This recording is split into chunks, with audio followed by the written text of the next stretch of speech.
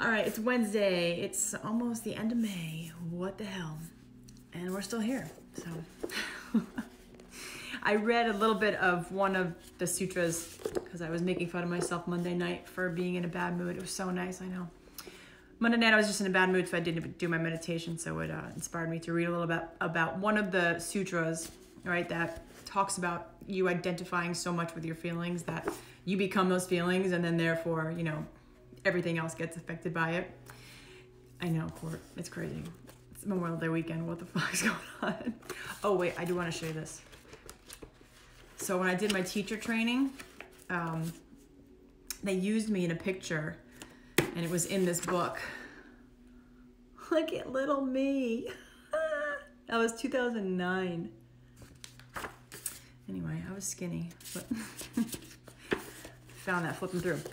Back to focusing. So another interpretation, just a different book that talks about the sutra. Same sutra, right? We identify with those feelings, and then, we lose track of ourselves. So at times, the self appears to assume the forms of mental modification. So we, like myself, assume the form of myself just being in a bad mood, and then I was just in a bad mood, right?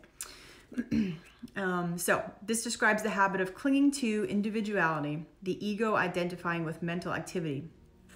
The whirl of mental modifications has a way of captivating our attention. It is a drama so captivating that we lose ourselves in the theatrics.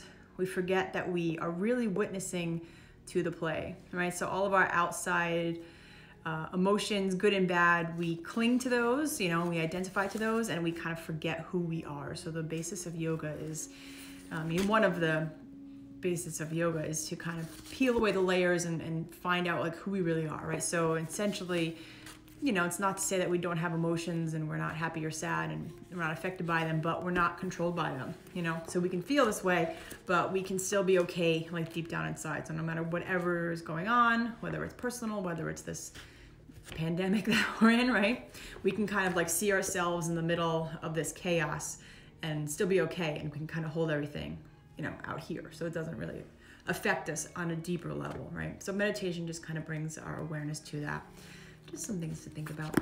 But we're gonna be a little different today. We're actually gonna be on our bellies lying down. So make sure you guys can see me. So you need to take a second to just find a space to lie down. Go ahead, and we're going to come into what's called the Sphinx pose. So just take the elbows underneath the shoulders and bring the forearms parallel. Spread the palms out a little bit. And from here, just roll the shoulders back and down. Lift the chest slightly and tuck the chin in just a bit. And just hold this gentle back bend stretch here. Taking a couple breaths. Finding a gentle compression to the lumbar spine. And also the organs, right? So here we find a little compression of the kidneys, a little bit of stretch to the intestines and the organs in the front of the body and the stomach. Right? And we can like kind of twist and squeeze those organs. It's actually very therapeutic for them. And then from here, we're just going to walk the hands forward, walk the arms forward, bring the forehead to the mat, and just stretch the fingertips as forward as far as you can.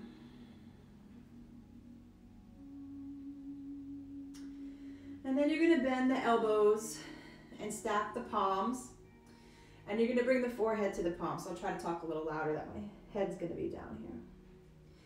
So allowing your forehead to rest, or allowing your head to rest on the palms that are stacked. So again, a little non-traditional of a position here for yoga and meditation. Right, as we face down, we are in a little bit more of a giving position, a grounding position. So first, just allow your head to be a little heavier and feel the weight of your head pressing into your hands. Noticing the parts of the front of the body that are touching the ground. And allow the parts of the body that are in contact with the ground to relax a little bit.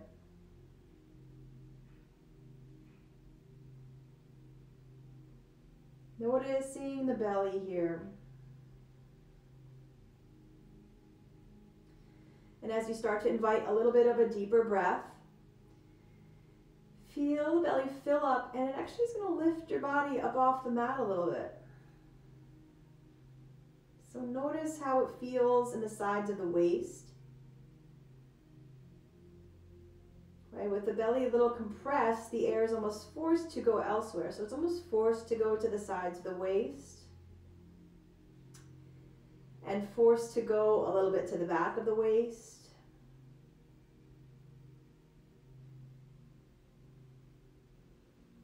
So continue with the deeper breath and allowing your belly to press into the ground as you inhale.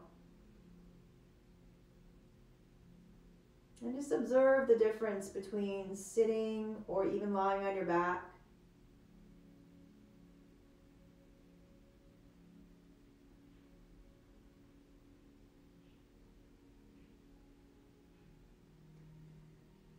And drawing your attention to the center of your chest, your heart center. So yogis believe that the heart center is where our true self resides, right? So that is the part of us that is most true and clear, has all the answers. Right? But sometimes we get clouded by emotions and even physical attributes, right? The way we look and the way we think. We identify a lot with those.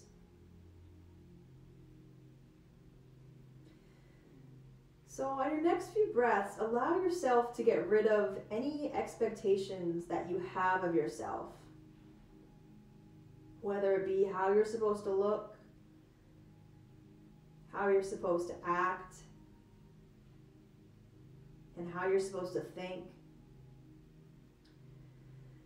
or how you're supposed to feel. So just allow yourself to let go of those expectations. And as you exhale, breathe those thoughts away into the earth.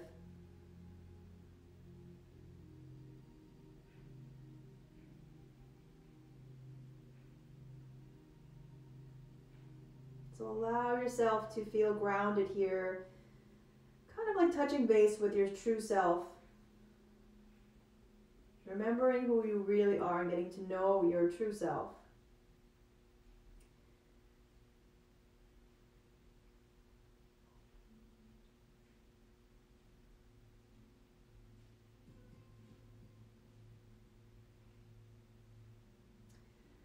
And as you inhale, breathe in anything that is going to help you let go of all those expectations.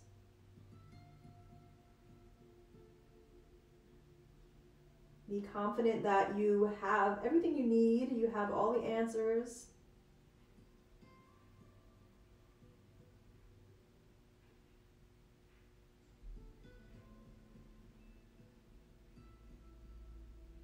And it really is about noticing the difference about how we react and how we identify with certain aspects of our ego.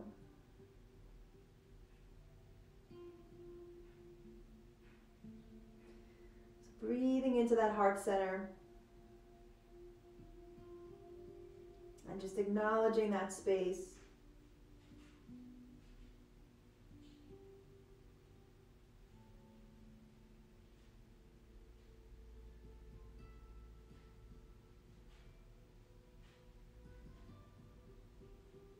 Taking a few more breaths here. Breathing in feelings of peace, of easefulness, of confidence that you are everything that you need.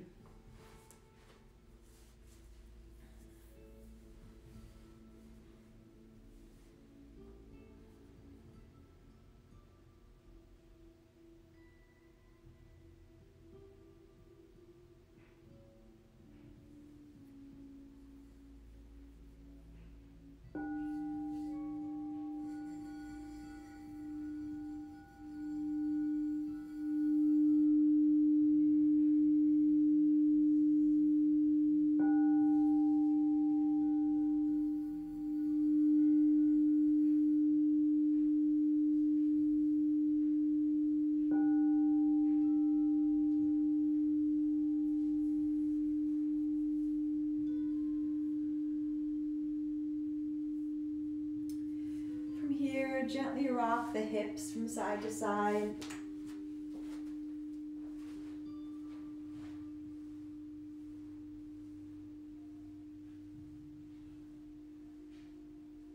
And then slowly extend the arms straight ahead of you. Again, bringing the forehead to the mat.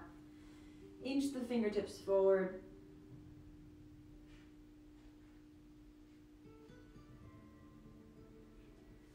And then walking your hands in, coming into the same position we started with, that Sphinx pose. Elbows underneath the shoulders, lifting the heart.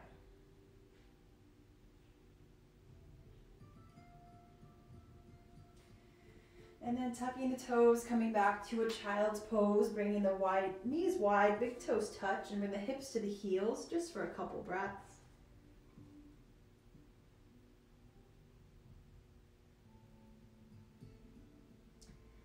And then walking the hands in, shifting onto either hip,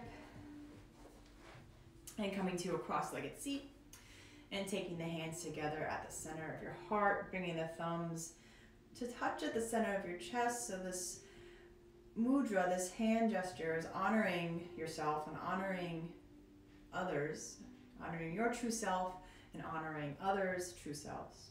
Or that divine light, that spark, right? So that light within me sees and honors the same light within you. That is that true self that we try to identify with. Thanks for sharing your practice this evening, guys. Have a great night.